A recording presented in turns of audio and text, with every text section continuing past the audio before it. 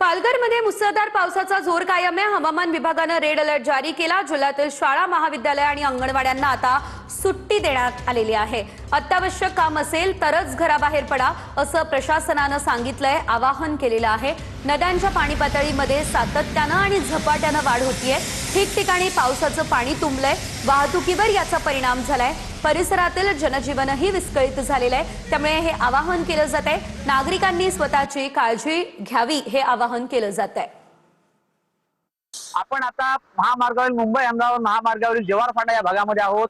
आपण पाहू शकता दृश्यामध्ये मसान देवी ट्रान्सपोर्टच्या 8 ते 10 ट्रक या पाण्याखाली गेलेले आहेत आणि त्या नादुरुस्त अवस्थेत सध्या आहेत। त्याच पद्धतीने नंदा खानावळ म्हणजे हॉटेल आहे ते सुद्धा पाण्याखाली गेलेले आहे।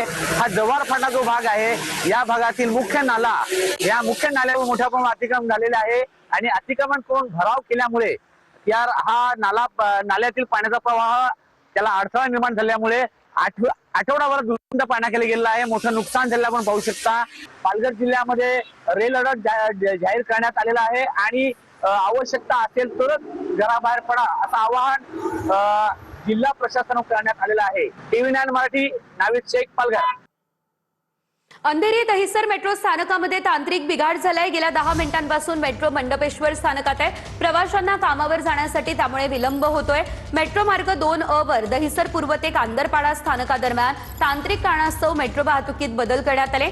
अंधेरी पश्चिम ते डहाणूकरवाडी दरम्यान मेट्रो सेवा नियमितपणे सुरू आहे। मेट्रो सेवा ही पूर्णपणे बंद नाही, मात्र काही गाड्यांच्या वेळापत्रकामध्ये विलंब होण्याची शक्यता सध्या वर्तवली जाते। अंधेरी दहिसर मेट्रो स्थानकामध्ये तांत्रिक बिघाड झाला, त्यामुळे या ठिकाणी गेल्या 10 मिनिटांपासून मेट्रो थांबलेली